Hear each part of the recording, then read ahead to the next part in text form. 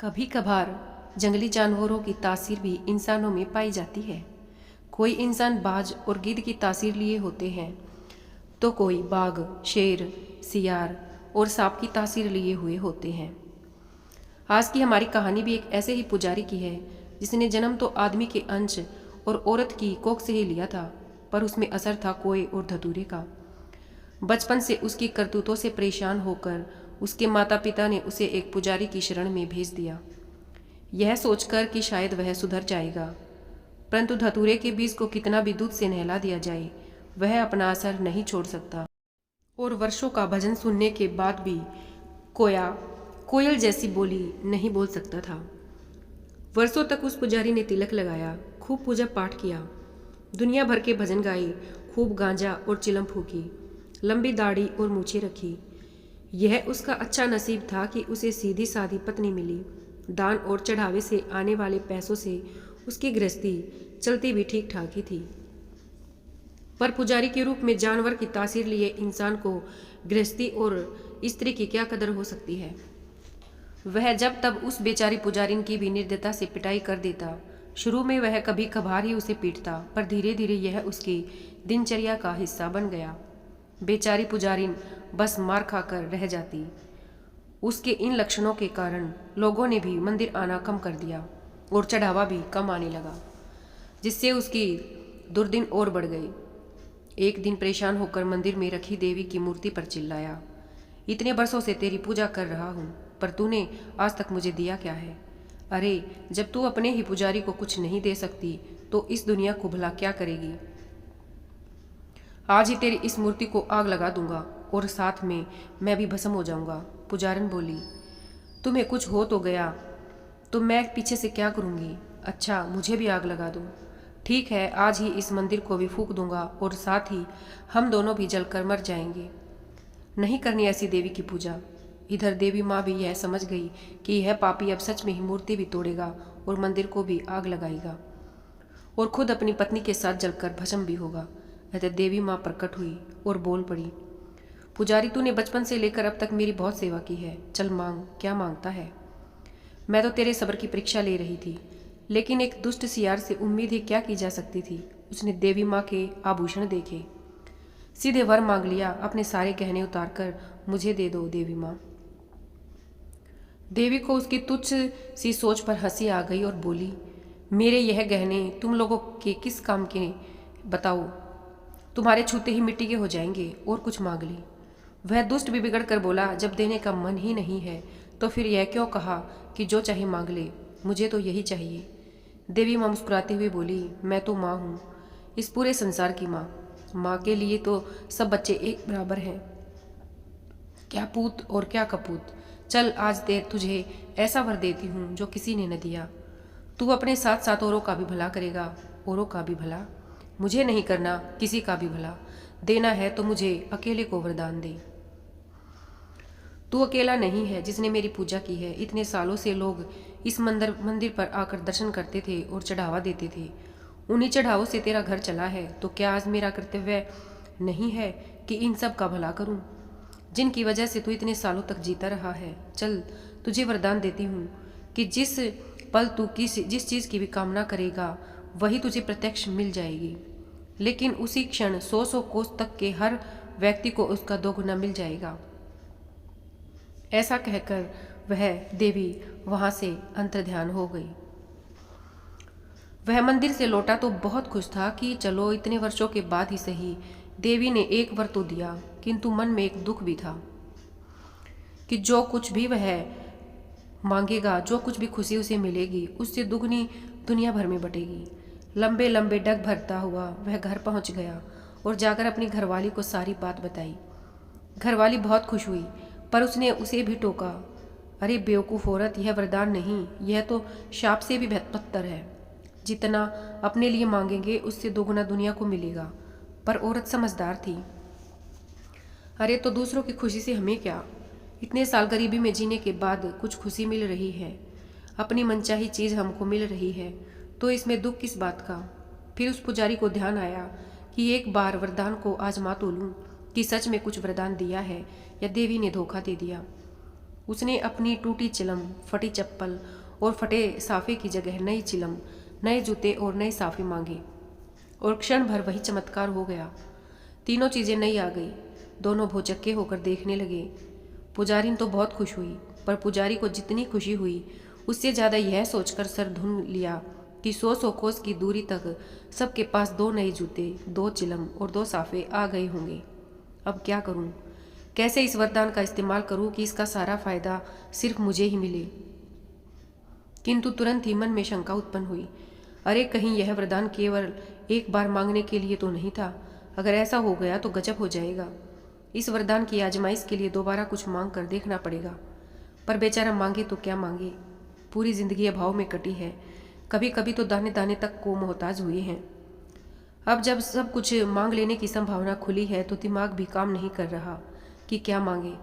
दोनों ने दिमाग पर बहुत जोर दिया और फिर पुजारी ने अपनी मनसा जाहिर की और 1 बोरा आटा, 1 बोरा चावल, 1 मटकी नमक, 1 हंडिया मिर्च मसाला मांग डाला। और यह क्या, खुशी और आश्चर्य में दोनों का ठिकाना नहीं। सारी चीजें पलक झपकते ही सामने आ गई। पुजारी ने चूल्हा जलाकर भोजन पकाया और पुजारी को खिलाया। दोनों को जीवन में पहली बार भरपेट भोजन का आनंद मिला। पर बेचारे पुजारी को पहली बार मिले इस आनंद से ज्यादा बड़ी तकलीफ उसे इस बात से होने लगी कि लोगों के घरों में ये सब चीजें दोगुनी दोगुनी मात्रा में चली गई। पास आकर पुजारी से बोला, भली मानस, मेरा एक काम करेगी? कि हाँ हाँ बताओ, आज तक आपका बताया कोई काम टाला है? जा, सब लोगों के यहाँ जा और देख कर आ, यह सारी चीजें कहीं दूनी तो नहीं फली। पुजारी ने समझाया, हम क्यों किसी दूसरे के घर में देखने जाएं? हमारे घर में जो है वह हमें खुश रखने के लिए काफी है। अब तो किसी चीज की कमी नहीं, जो मांगो सब हाथ में और उसी टाइम मिल जाता है। पर अपनी आदत अनुसार वह पुजारन पर चिल्लाया, ज्यादा बकवास ना कर, जितना कह रहा हूं उतना कर। जा, घर घर जा और देख कर आ और मुझे बता कि किसी के घर 2-2 चावल और गेहूं के बोरे तो नहीं पहुंच गए। जैसे तैसे दुख में इतने दिन काट लिए, पर इस सुख ने तो नाक में दम कर दिया। पति की जिद आगे मजबूर होकर बेचारी पुजारिन घर घर चली गई और पूरे गांव में जाकर उसने एक एक घर में पूछताछ की और देखा कि सारा गांव खुद ही बहुत ही सुखद आश्चर्य में डूबा हुआ है कि यह क्या चमत्कार हो रहा है। बिना मांगे ही गेहूं, चावल, मसाले और सब्जियां अपने आप बरस रही हैं। जरूर हमारे पूरे गांव में कोई ईश्वरीय कृपा हुई है। पुजारी ने देवी के वरदान की बात गांव वालों को बताई और सबसे कहा, यह मेरे पति की तपस्या का ही फल है कि पूरे गांव में खुशहाली और समृद्धि आ गई है। वह वापस लौटी तो पुजारी बेचारा घर के दरवाजे पर मुंह फुलाकर बैठा था। पत्नी को देखते ही पूछा, क्या खबर है? क्या सचमुच सबको दोगुना फल मिला है? पुजारन के मुंह से निकली हाँ उसके कानों में किसी तोप के गोले की तरह से गूंजी। अनजाने लोगों के भले की बजाय उसे अपने गांव वाले लोगों के भले से ज्यादा तकलीफ हो रही थी। वह बड़बड़ाया। एहसान मानने के बजाय कमीनों ने बात तक नहीं की। ऐसे नाशुक्रों का भला करना ही पाप है। बेचारे का दिल बैठ गया और धड़ाम से चारपाई पर गिर पड़ा। पुजारी ने उसके पैर दबाते हुए कहा, तुम बेकार ही परेशान हो रही हो। आग लगे पूरी दुनिया को, हमें क्या? हमें तो जो चाहिए वह तुरंत मिल जाता है। वह झल्लाया, अरे आग ही तो नहीं लगती इस दुनिया को, आग लग जाती तो रोना ही किस बात का था। पर पुजारी ने फिर समझाया, जान है तो जहान है। कभी आईना तो देखो, क्या हाल हो गया है आपका। जब गरीब थी तब शरीर मजबूत था और चेहरे पे चमक थी। आज सब कुछ हमारे पास हो सकता है तो सूख कर काटा हो रही हो। थोड़ा घी, थोड़ा गुड़, थोड़ा मेवा, थोड़ी सूजी मिल जाए तो तुम्हारे लिए बढ़िया से लड्डू बना दूं। कम से कम शरीर में थोड़ी ताकत तो आएगी। घी, गुड़, मेवा, सूजी, यह सब सुनते ही पुजारी के मुंह में पानी आ गया।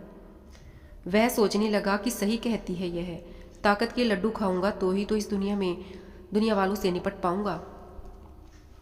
साले मेरी तपस्या का फल मुझसे भी दुगना खा रहे हैं। सबको मारूंगा, ताकत आनी ही चाहिए। ऐसा सोचकर उसने इन चीजों की कामना की और सब चीजें हाजिर। पुजारी ने बड़े प्यार से लड्डू बनाए और बनाते बनाते खुशियों के लिए देवी माँ को धन्यवाद किया। जिसे जीवन में कभी भरपेट रोटी नसीब नहीं हुई, उसने भरपेट भोजन भी खाया और घी और मेवे के बने हुए स्वादिष्ट लड्डू और हलवा भी उसे मिल गया। पुजारी ने भी बड़े चाव से लड्डू खाए, पर खाते खाते अचानक खांसी आ गई। ऐसा लगा मानो सारे लड्डू वापस मुंह से बाहर उगल देना। जब उसे ध्यान आया कि यह सारी चीजें दुगनी मात्रा में दुनिया भर में बट गई होंगी। रात को खुले आसमान के नीचे लेटा, ऊपर आसमान में टिमटिमाते तारे देख पक्षियों की चहचहाट सुनी तो भावुक हो गया। उसे ख्याल आया कि पूरा जीवन गरीबी और अभाव में कटा है। आज हाथ में एक ऐसी शक्ति आई है जिससे वह सब कुछ पा सकता है, तो क्यों ना घर अच्छा बना ले, 2-4 गाय भैंस रख ले, गाय भैंसों के रहने के लिए पक्का सा मवेशी खाना बना ले। भावनाओं में ऐसा बहा कि उसे दुनिया के सुख दुख से कोई मतलब ही न रहा।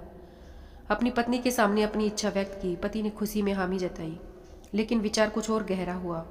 बोला, भगवान, जब से यह वरदान मिला है, ऐसा लगता है हम घड़ी घड़ी देवी से भीख मांग रहे हैं। क्यों ना एक ही बार में ऐसा कुछ मांग लिया जाए कि फिर मांगने का झंझट ही खत्म। तो ऐसा क्या मांगे?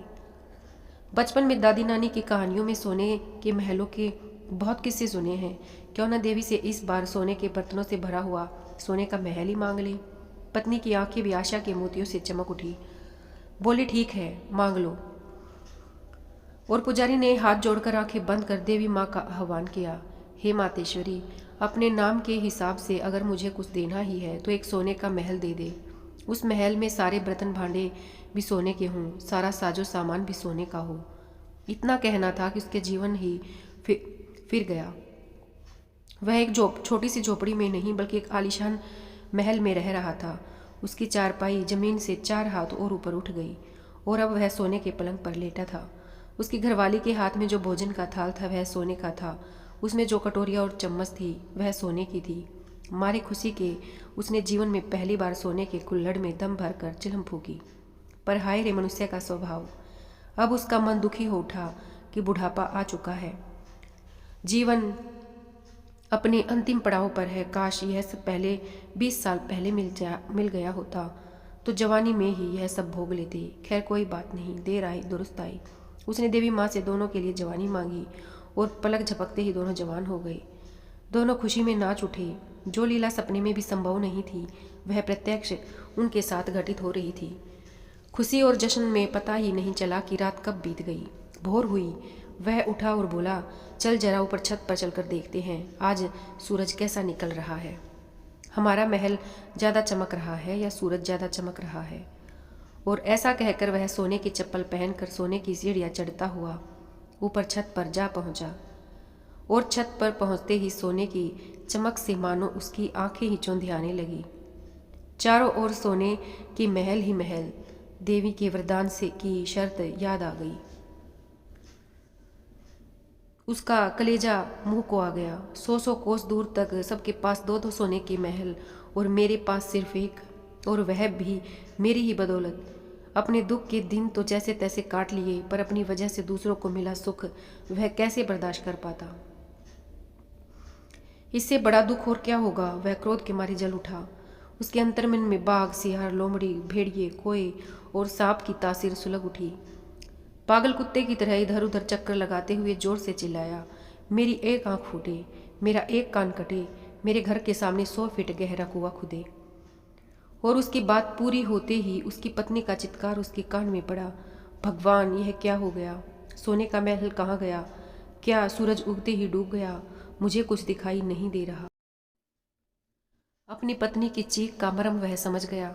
सीढ़ियाँ उतर कर नीचे आया। पुजारी ने अपने घर की दहलीज पार करके बाहर आई ही थी कि वह जोर से चिल्लाया, ठहर जा, आगे मत जा, आगे कुआं खुदा हुआ है। पर पुजारी बहरी हो चुकी थी। उसने कुछ नहीं सुना। वह आगे बढ़ी और सीधे 100 फीट गहरे कुएं में जा गिरी। बेचारा रो पड़ा। भरी जवान में पत्नी छोड़कर चली गई। उसके बाद वह गांव गांव और घर घर में घूमा। 100 कोस तक उसने अपनी एक आंख से लोगों को 200 फीट गहरे कुएं में गिरते हुए देखा और पूरे गांव का वही हश्र हुआ। वह राक्षस की तरह जोर जोर से अट्टहास मार मार कर हंसता रहा। सारा का सारा गांव मौत की नींद सो गया। अब इन अनगिनत सोने के महलों का वह अकेला मालिक था और हक जताने वाला कोई नहीं था।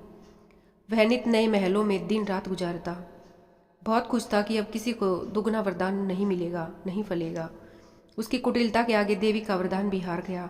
वह खुशी में उछलता, नाचता, गाता, सारे सोने के महलों को एक आंख से निहारता।